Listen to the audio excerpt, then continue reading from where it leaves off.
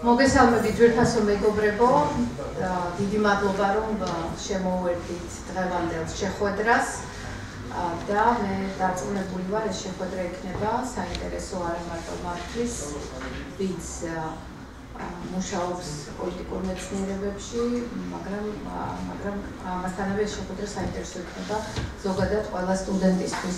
მინდა გავაგრძელო ინგლისურად. Thank you very much, dear friends, colleagues, for joining today's event, which promised to be very interesting because of two reasons. We have special guests, Ambassador of Finland to Georgia, Armenia, and Azerbaijan, His Excellency Christer Michalsson, and the second, the subject we are going to discuss, challenges of the modern European Union.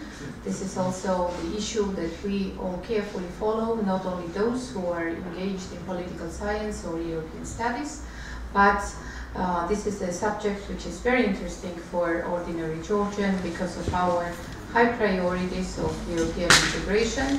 Georgia that is making irreversible, strong, ambitious steps towards European Union, implementing association agreement, working very hard on visa liberalization issues, and I hope there will be positive deliberations soon.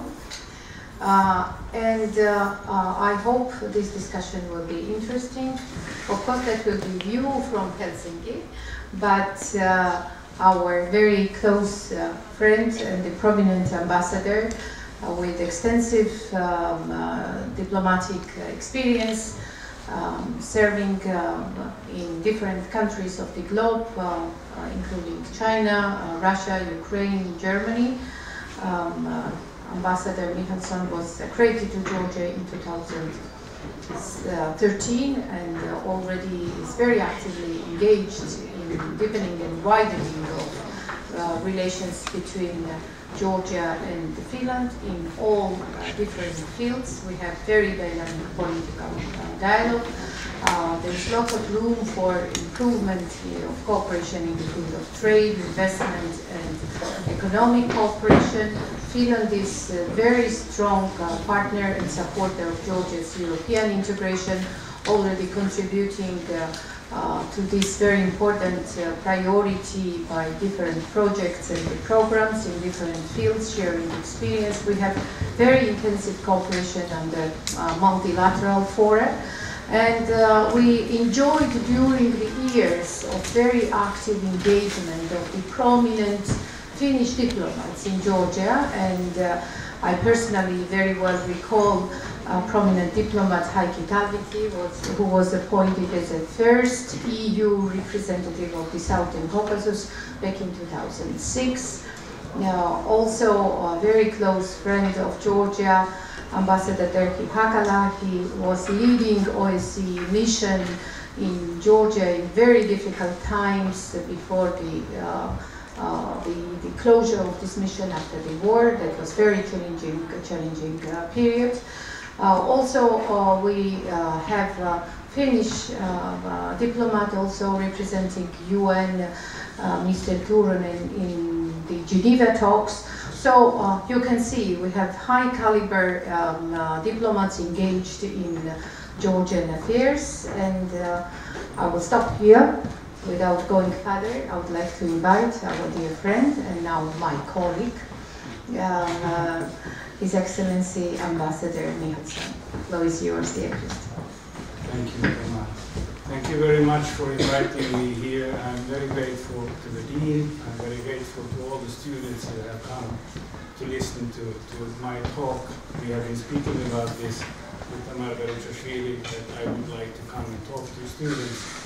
My career is almost 30 years now in foreign service. Half of that time I've spent in the former Soviet Union, or with the former Soviet Union. I started off in Moscow during the Perestroika years. I served in Germany. When Germany reunited, I served in China.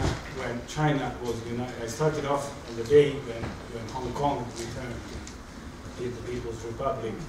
And then I served in Moscow another time when I was in Ukraine, 2004, 2007, 2011, that is. the end of the Orange period and the beginning of Yanukovych, but before the atrocities began in Donetsk, in Donetsk, and Lugansk, and many other places. And now, since 2013, I'm happy to be in Georgia, in Armenia and Azerbaijan. As Tamar Berishvili already said, we have very good relations with Georgia. They are thin in a way. Politically, they are very good. Economically, they could be much better. And here I see a chance when the DCFTA, when the association agreement comes into force, and the deep and comprehensive free trade agreement comes into force, then Finnish businessmen, I hope, will be able to trust Georgia as a partner. And therefore, I mean, Tamar Berishvili is the lady who is behind. You are Mrs. EU in Georgia. you know every detail. So it's no use. Sorry, yeah. I'm privileged. There is no use going quarreling with you about something. So therefore, I'm very happy to come to talk to you about the current challenges of the European Union from a Finnish perspective, but allow me to reiterate a little bit about my country and why we are the country we are, because you might know something. I'll give you the story from our perspective. This is, of course, an ambassador talking for his country, and there's this joke that ambassadors are there to lie about their country. I'm not lying, I'm telling you what we think we are. We celebrated 98th year of independence 3 days ago. And we celebrated not with a big feast in the streets, but people go to the graves of the heroes. People go, you light up a candle in the winter. We are very, very far up in the north, so it's always dark in the evening. And then people watch the president's reception of people who are invited. And it's an important event for especially for my wife and the ladies who want to watch wonderful evening dresses. But not only that, it's a symbol of that really for us, independence is still, we are 98 years young. What do we celebrate on the 6th of December? We celebrate the fact, formally, that Finland, the Senate of Finland had declared independence 2 days earlier in 1917, 4th of December, and the Parliament of Finland, which we had as an autonomous Grand Duchy, then said that this will be Finnish position. But this is a date which we celebrate. We were, in Soviet historiography, in Soviet history, the story goes that Finland was granted independence by Lenin on New Year's Eve. That's true, because there was a delegation from Finland in St. Petersburg, not in Petrograd, I think it was called at that time, and what was it called? Soviet Narod. Narodny Commissar. They decided that okay, all the people who want to leave the Soviet, the Russian Empire, former Russian Empire, they may do so. They will come back in. That was the idea. And therefore, it's said that Finland was granted independence. Then there was a bloody civil war in the spring of 1918. I won't go further, but what we celebrate, actually, with the 6th of December, Independence Day, is the fact that we, during the Second World War, managed to stay sovereign and independent. We had three wars during the Second World War. First war, the Winter War. The Soviet Union attacked Finland and thought that they would march into Helsinki in 2 weeks. They didn't. 105 days of fierce fighting and lots of blood. Finland alone, more or less alone, managed to withstand the attack of the badly equipped Soviet army. Sorry? All the men are high front line. Yes, yes, yes. But we lost 10% of the territory. We had to resettle 10% of the population, and we did, and Finland did. Nobody who did not want to stay behind, they had to stay behind. They were evacuated. So we had IDPs in Finland from 1940 to 1941. Then the second phase of the Second World War for Finland broke out. Finland joined forces with Germany in the Operation Barbarossa, not because Finland was a believer in the Nazi ideology, but because Finland wanted to take back what it had lost. For 3 years, this was possible. The offensive was good, but in 1944, the Soviet army pushed Finland back again. And in the summer of '44, for the second time, Finland managed to stop the Soviet forces from invading Finland. Then the third war was that Finland turned its arms against the comrade in arms, Germany, and threw them out from Lapland. Why am I talking about so much about old history when I should be talking about European affairs? Because, first of all, every country has its own history. Second point, European Union, the success of European Union in a Finnish perspective is that it has kept peace in Western Europe, first and foremost between France and Germany, and later on between all the members of the European Union. There has not been a bloody conflict between members of the European Union, and there has to be a reason for it.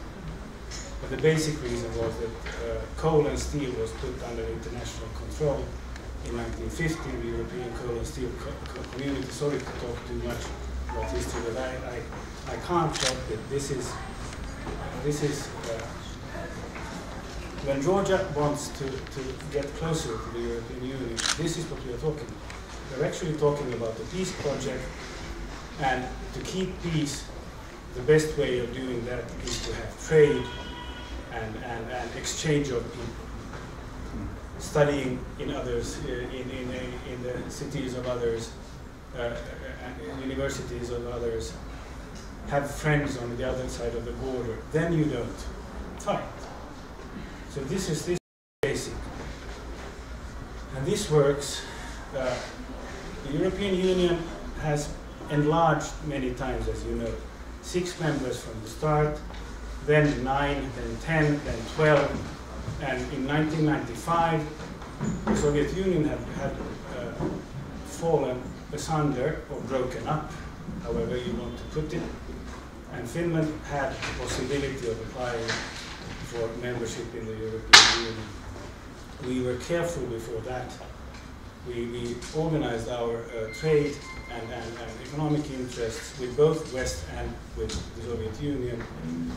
But the important thing was to keep the neighbor understanding that there will not be anything harming from Finland coming. But now, in 1995, Finland joined the European Union, and now we feel that we are in the group where we want to be. Therefore, we understand full well what Georgia is striving to do. And therefore, this is, for Georgia, a very important thing. That's why also the history of Finland has been published in Georgian language by Professor Henrik Nenander, who said, as I said, that when this book was published, both in Ukraine, it has been published in Ukrainian, and it has been published in Georgian. I'm a lover of history. I happen to be ambassador in both places, so I have something to do with that. He said that history is not a cookbook. It's not a book of recipes, but it's inspiration for somebody. So if you are interested in one way of surviving and taking care of your own interests, read the book, The History of Finland. Then you will see what the country which before the Second World War was one of the poorest in Western Europe. Poorer than Czechoslovakia. It was an agricultural country, had paper industry, but almost nothing else, but a good school system. Then, after the Second World War, the economy started growing very fast because, among other things, war reparations to the Soviet Union. We developed a heavy industry and sold lots of things to the Soviet Union. You might, the older people here in this room might remember also that you've had in the stores Finnish melted cheese. Viola. From the company, still here? Yeah, from a company called Valio. It's just an anagram. And other things which were sold. So this was advantageous for Finland, the trade with the Soviet Union. Now, in 1995 we joined the European Union, and the European Union has then, after that, enlarged still a few times. The Big Bang in 2004. And then two or three more countries have joined now. More are in the queue.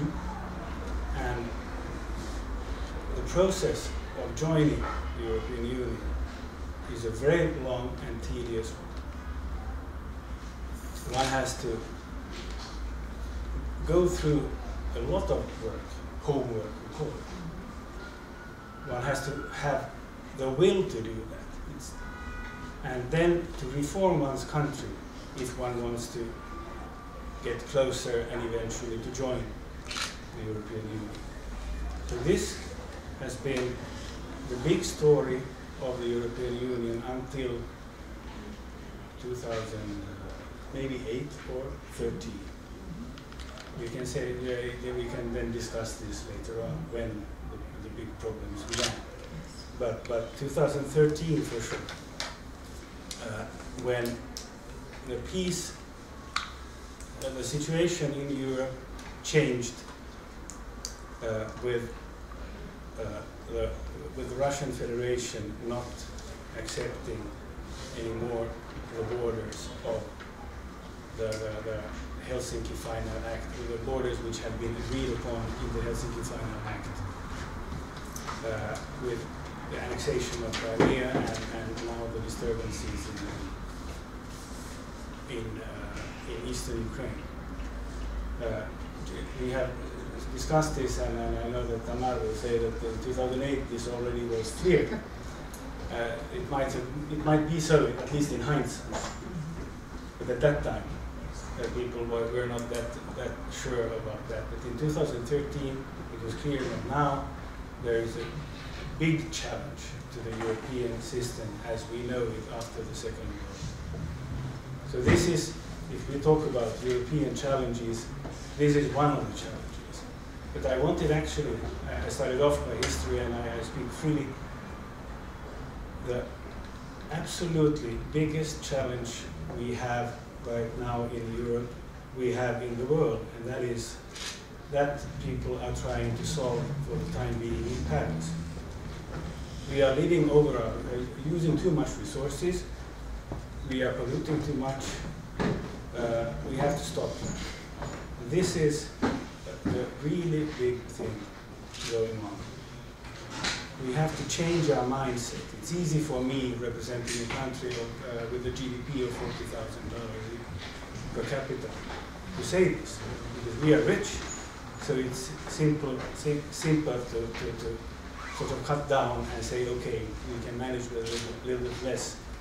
Whereas poorer countries, and this is one of the main topics and problems in Paris, in the Paris discussions on climate change, is what to do about those who are not as lucky or as well developed as as the Western world, including Finland. This is something where we have to do something, and we have to do it pretty fast. Everybody says so. There are a few decades to do the thing we want to do if we want to stop the heating of the world with more than 2 centigrades compared to 1990, if I remember the numbers. But this is the aim of the conference. And here, Finland, of course, Finland is a member of the European Union. Finland has been pushing for the goals of the European Union. The European Union is a union of 28 members for the time being, with different interests, with different industry structures, with different power solutions. So it's always a compromise. But this is what has to be done. Finland also sees this as a possibility, because we, as a highly industrialized country with technological skills, technological know-how, we have an industry which can provide solutions to mitigate the problems of climate change and make life easier.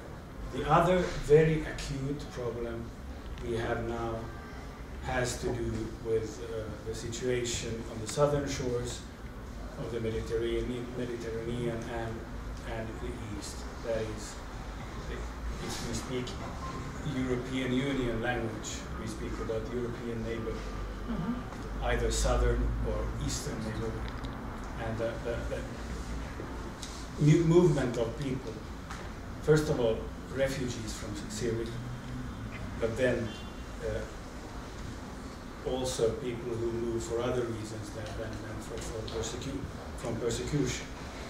Europe's one of the fundamentals of Europe, the Schengen system, which Finland supports very much, because we have had visa-free travel and even passport-free travel between the Nordic countries since the 1960s. So we would not like to see border controls being erected again, and passports being asked for and free movement being made less free. This is the risk of course, and this is happening already in the European Union. This is the second thing, which is a very difficult one. It has to be solved. It has to be solved somehow, so that it will be human, but it should not be to the detriment of people in the receiving countries. Germany has taken more than a million, I think, refugees. Finland has taken 35, this year 35,000, which is already a big number. For Finland, this is also it's a new thing, because we have been a labor exporting country. I told you about Finnish economic history. We were poor still in the 60s and 70s, at least in the Western European comparison. And 400,000 Finns moved from Finland to Sweden during the 50s and 60s and 70s. So they feel, many people feel that Finland still has a right to sort of take care of its own problems and let everybody else take care of their own. But still, I think most people in Finland think now that the real refugees have to be helped, of course. That's clear. 1.2 million illegal border crossings in Europe this year. And that doesn't include the refugees from Syria who sits in Lebanon, who sits in Turkey, which are many more millions. How to mitigate this is a discussion which European countries have to think about, and also other countries, of course. But this has also then a Schengen dimension, Schengen agreement opening the internal borders of the European Union. As I said, this is something which is under great threat for the time being as a system. And if this would break down, it would be a shame. And feel that's not in the Finnish interest. Then I'll go to globalization, which is another thing which has been both good and bad for Finland. Good in the sense that without globalization, these kind of phones would not have been popular. The Nokia was the success story of Finland in the mid-90s. I was in China proudly opening factories when the ambassador were away. 7 or 8 factories of Nokia there. Then it was state-of-the-art technology. Now we have state-of-the-art technology by competitors. This is an iPad. Nokia had the technology, we are told now, but decided that we don't need that. That's like the Chinese emperor when the steam machine was invented in Britain in the late 18th century. There was a trade mission coming from India to China, up the river to Beijing, and the ambassador, Lord Macartney of Great Britain, the Queen's representative, said, well, shouldn't we start cooperating? The Chinese said, no, we don't need it. And that was the luck of Western Europe, because otherwise the steam machine would have gone to China a long time earlier. This is a personal theory. So might be happy. But Russia, I already spoke about. Russia, you know Russia as well as we do. Finns are in the European Union. They tend, and the older members tend to think that Finland knows something about Russia. We know something about Russia because we have 1,300 kilometers of border with it, and we have had wars, and we have learned to live in peace with them afterwards, and traded and so on. But to Georgians, we don't have much to tell. The problem in today's Europe is the fact that Russia doesn't want to play along those rules which were agreed upon in the Helsinki Final Act for reasons which they seem to be internal. And to my mind, this is personal. I'm not speaking Finnish foreign policy all the time. I speak as a person who has been working in foreign affairs and looking at things. Russia seems to need to take its own place again, the place it thinks it belongs to itself. If this is so, I don't know. We small nations which broke loose after the First World War from the empires, I'm not so certain that big powers should be discussing things over our heads. That's why Finland is so supportive of United Nations, multilateral agreements, and international law.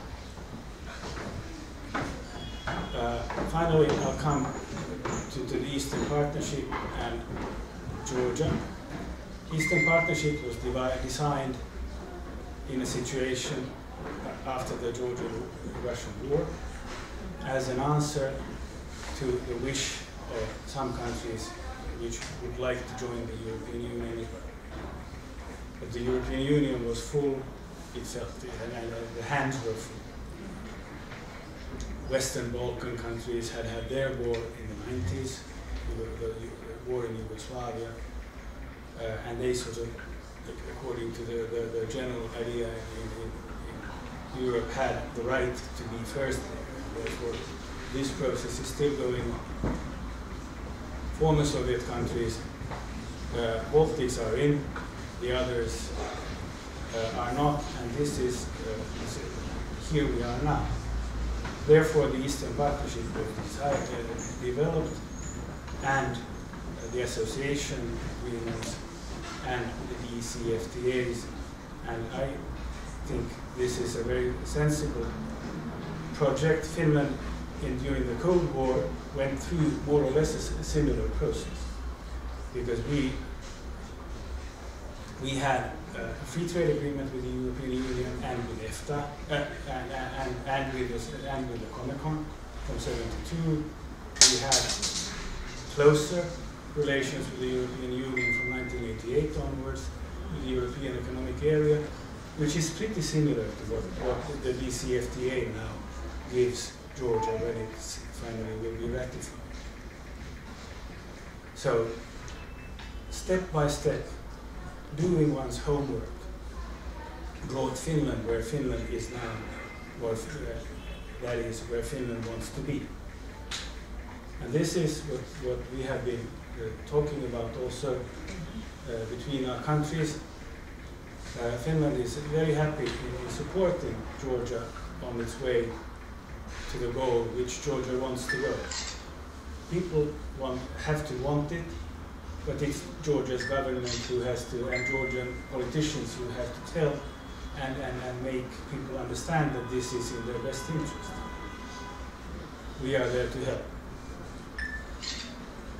Now, with what's now happening, the DCFTA and especially the visa liberalization, they are examples of the fact that one has to do one's homework. And when the homework is done and the test is done, then it's exam time. The examinator is the European Commission, which will come out next week, I understand, with a report about how Georgia has fared, how Ukraine has fared, and I understand also other countries have fared. And let's see. After that, if it's a positive thing, then starts a legislative process, which is not simple. It can take time, months.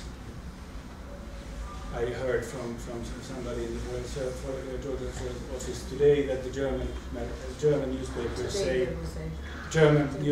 say that in the summer, if the answer is positive and work goes as normal, then in the summer there will be visa freedom. I can't say anything about that. This is for the future, but the big thing is do one's homework and see how far it gets you. Finland is an example of that. It gets you pretty far. And I'll stop here, and I'm happy to answer any questions you have.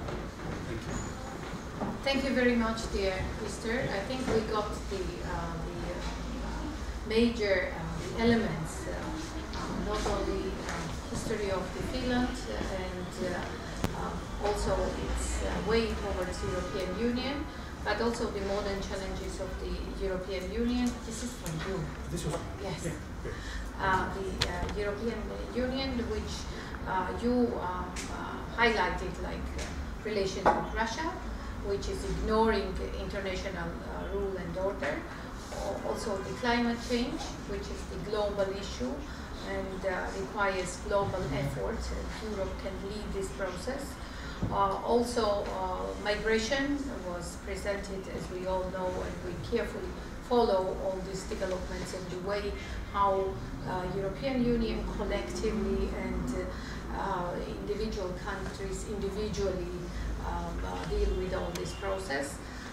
Also, I believe this is linked with the issue of the terrorism, which is extremely challenging, not only for the EU, but for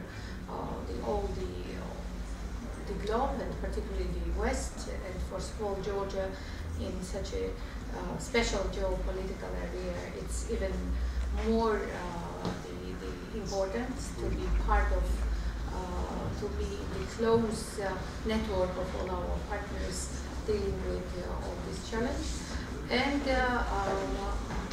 what you mentioned also, the importance of multilateralism for the European Union.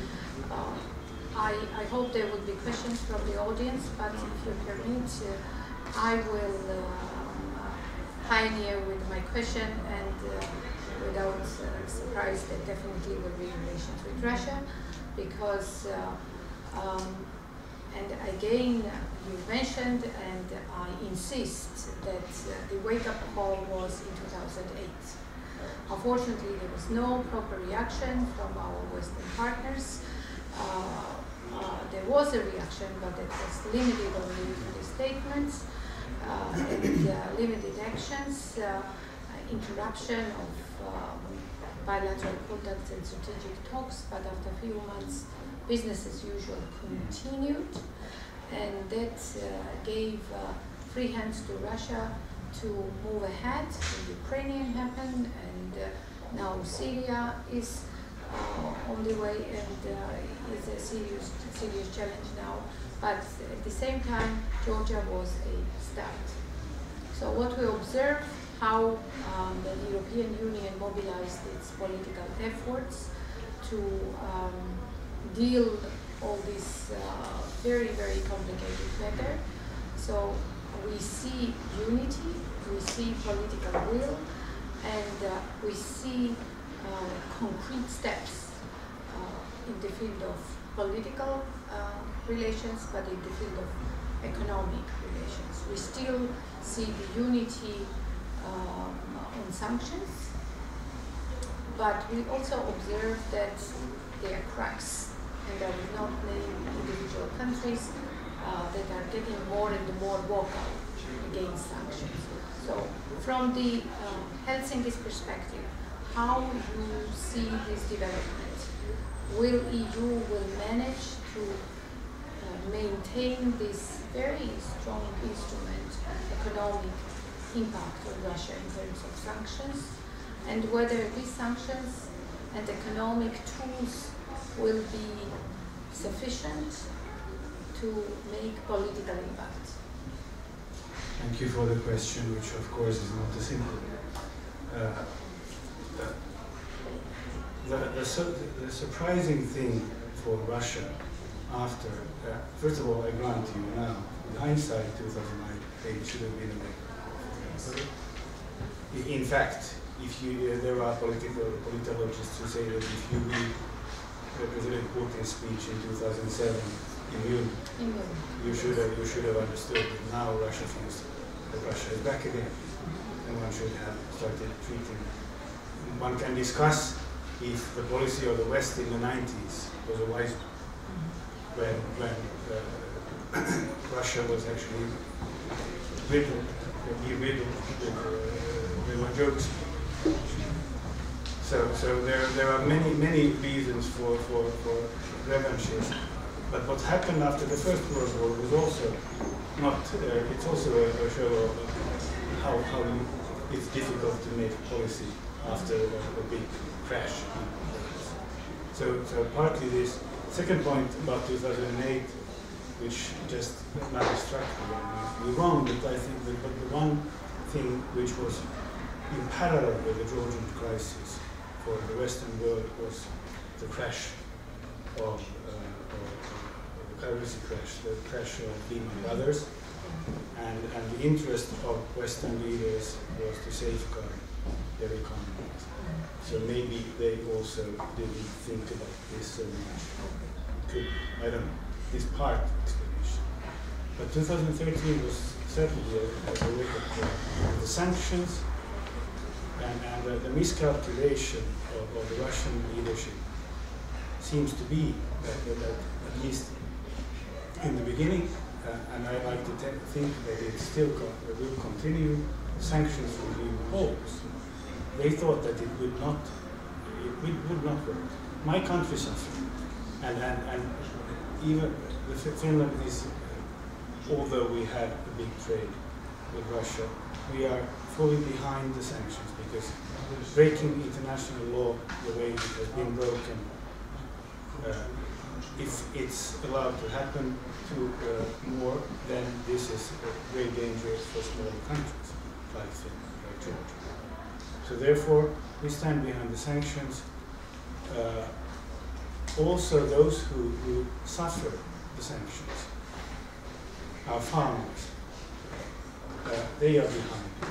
And there comes the war experience. Memory is still there. One has to defend one's core values somehow. If it then is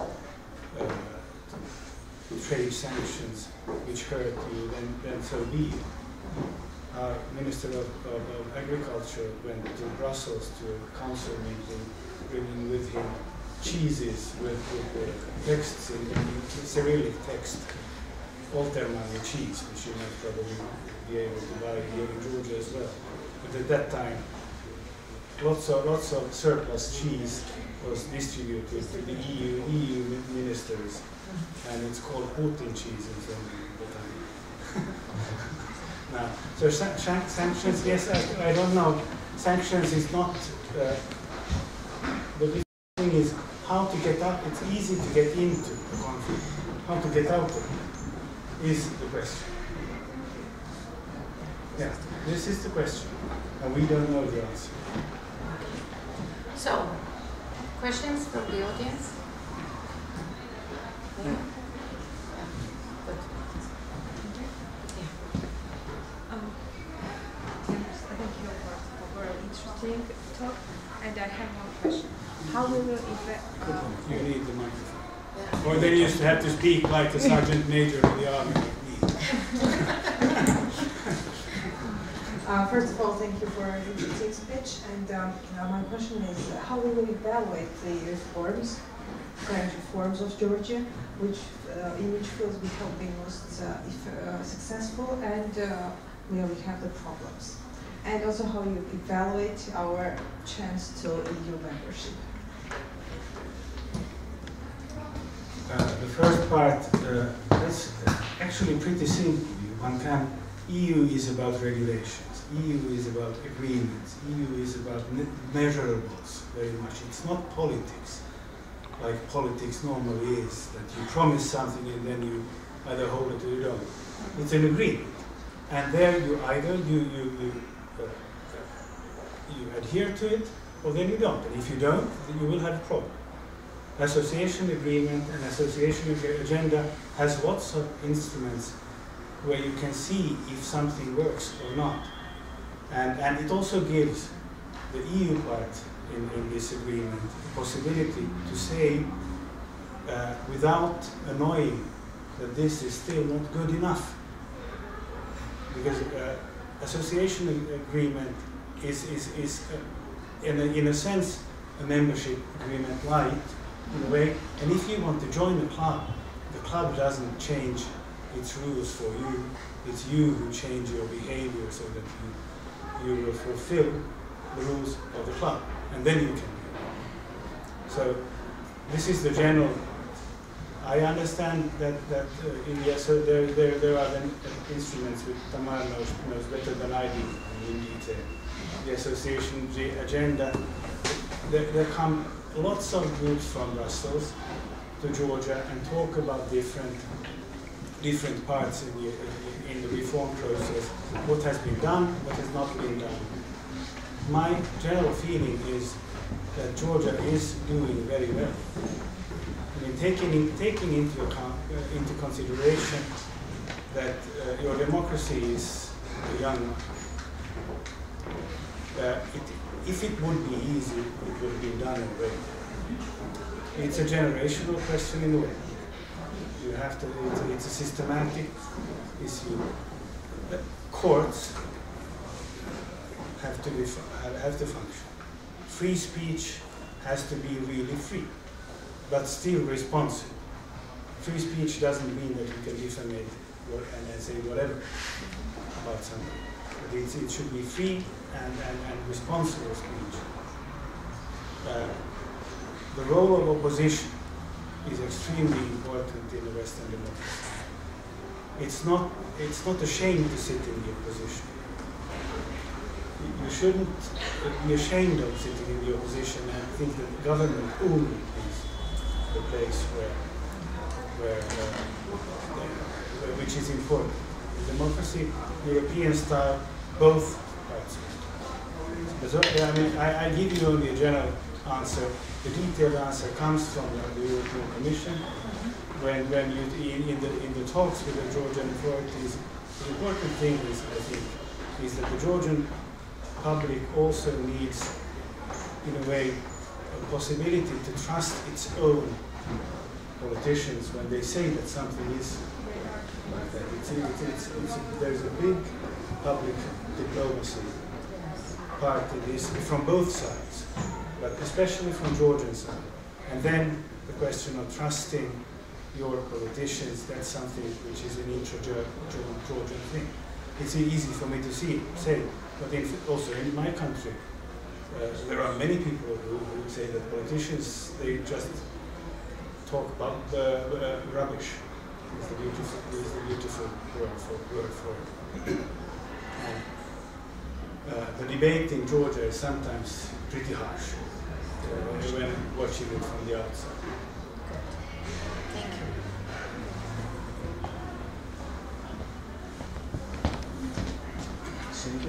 Azura Janishuri project in Municipal Georgia Foundation. We know about how to support Germany, Great Britain, USA, but we have a lack of information about how Finland supports Georgia. Which kind of project do you support in Georgia? Thank you very much. Now you gave me the difficult question. The first time I met Kemal Beloshvili, you were Deputy Minister in charge of European Affairs, and I was on my introductory visit to her. My predecessors had had the privilege of having a big program called the Wider Europe Initiative, with lots of Finnish taxpayers' money coming into Georgia as a result, partly of the war, already before it was decided that the former Soviet Union countries could receive development cooperation money from Finland. However, the policy changed in 2011 because we had a new government where the development cooperation minister at that time came from a party which has always been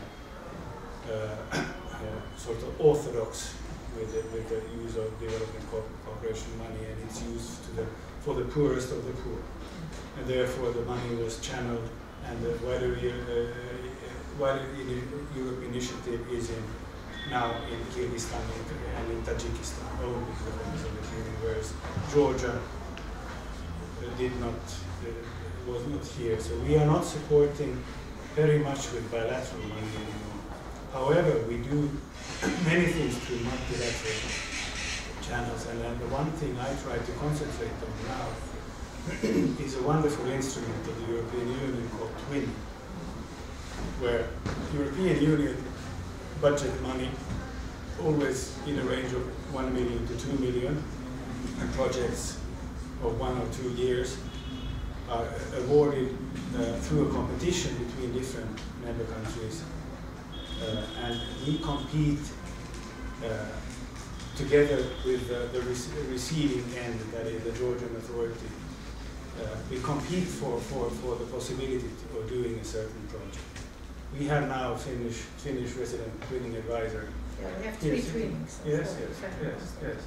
Yes, we've had one in the reforming of the personnel education in the finance ministry, and now it's about combating economic crime, where there's lots of Finnish expertise, which is given to Georgia. And this is the way which we can support. Forestry, yeah, that was directly after the war. Yeah. Borjomi, Russian bombers bombed the hill in Borjomi, and Finnish development cooperation money went into reforestation in Borjomi. Partly this project was then deviated for a while, but then it went back. This was because of changes in the Georgian government. But the end result, I think, is a pretty good one. And what I understand from UNDP, which manages and managed the project, it can be duplicated into other parts of Georgia, the knowledge which one has got through this project. So this is another way where we could do it. But I'm looking for, whenever I come here, if I hear from somebody, some Georgian authority, if there is a need, I try to look for knowledge from Finland, and then one tries to use the EU money for that. Yeah. So the Commission, so the EU ambassador here is also my money.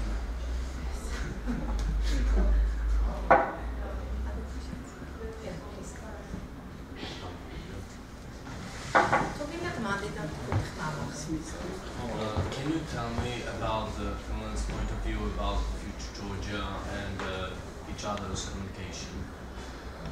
Future of Georgia? Yes.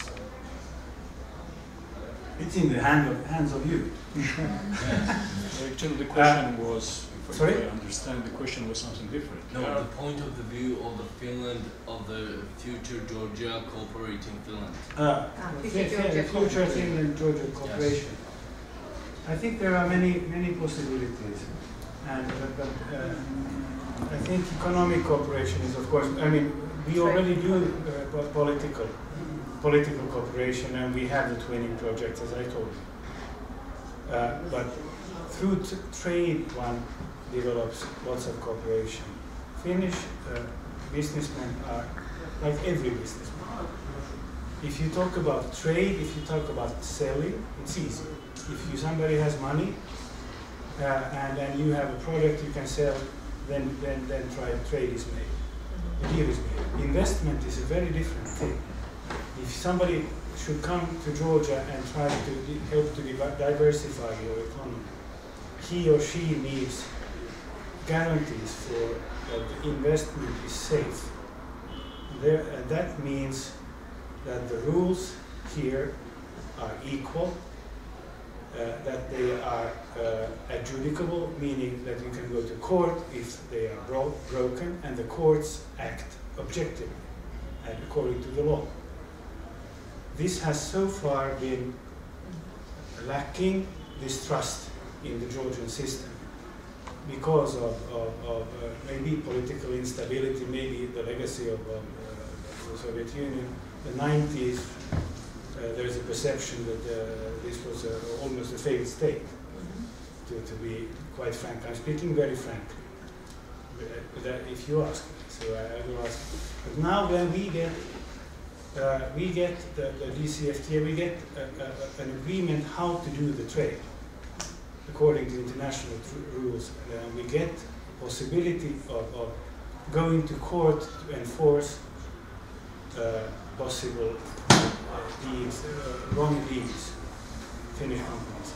Then they can come here if they find something which is of interest to them. I can't give you a better answer, but businessmen from a small country like Finland, 5.5 million people, they are looking globally, looking where is it easy to make business and do an investment which is safe, secure, and where they make money. And the DCFTA, I think, is really key. If and when it's enforced and the rules here are changed so that it really is working, then Georgia and Finland will have lots of possibilities of cooperation, because it's not that far from Finland to Georgia. We are both European countries.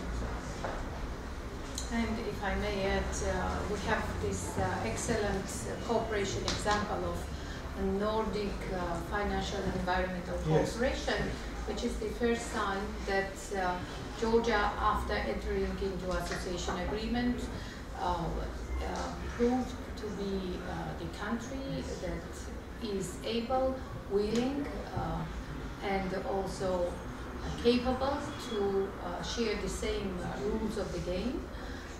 And that was definitely that came this interest very fast after signing of association agreement.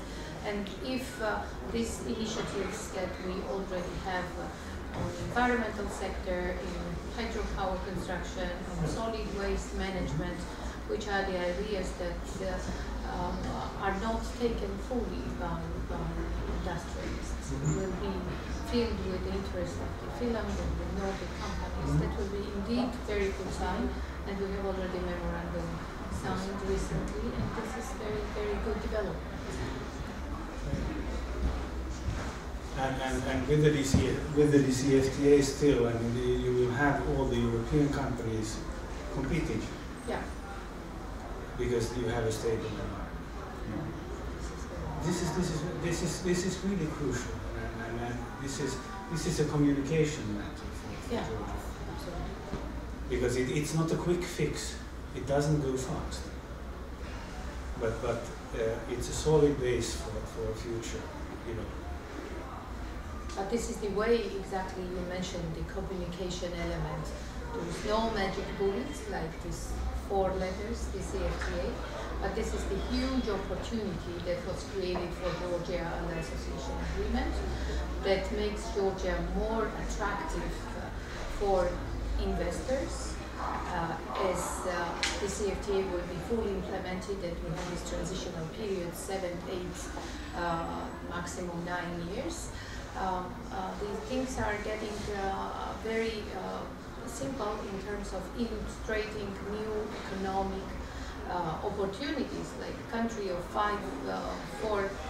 around 4 million of the market will get a share of the 500,000 of the European market. So it means that economic opportunities increases enormously for Georgia, and DCFTA is not just an opportunity for export, but also to develop and create new export capacity by these new trade opportunities that economic convergence results. The Made in Georgia label is getting very much attractive. That's why we have such a high interest of Chinese companies, Japanese companies, the Indian companies, those who can bring their production here, invest resources, and Made in Georgia label makes their final products more attractive for the European market.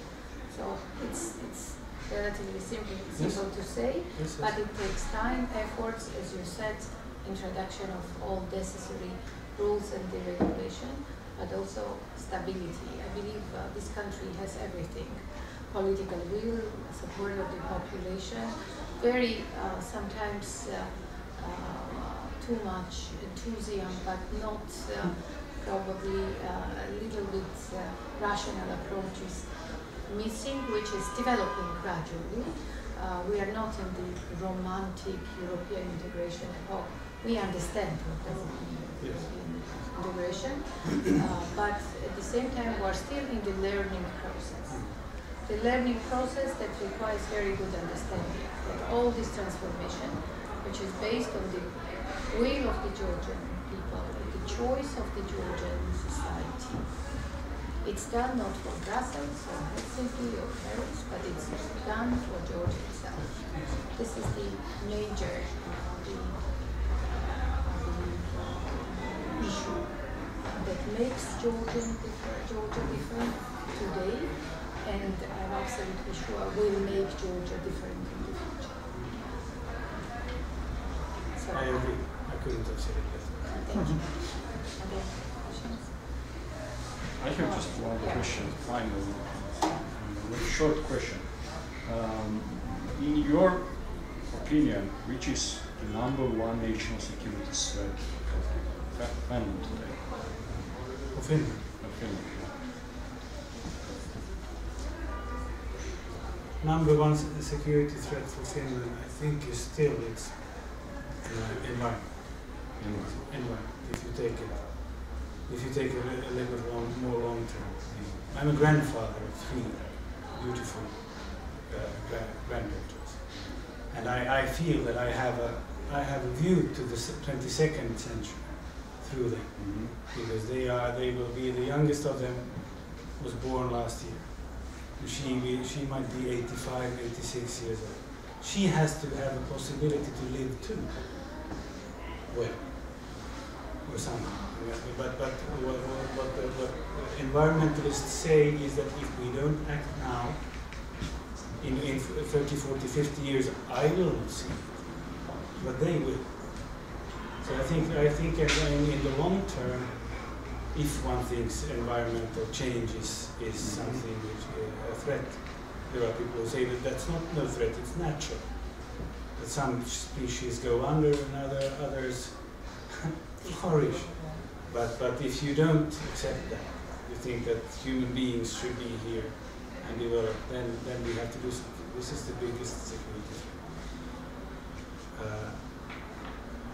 Second thing is, I think, migration and breaking up of the European Union spirit of cooperation. That would be very good. Because for Finland, EU was first and foremost a security project, given the fact that we have differently from other EU countries, we have a long border with a neighbor, which hasn't always been benign. We have been, for the most part, managed the relations, but we have also experienced on different.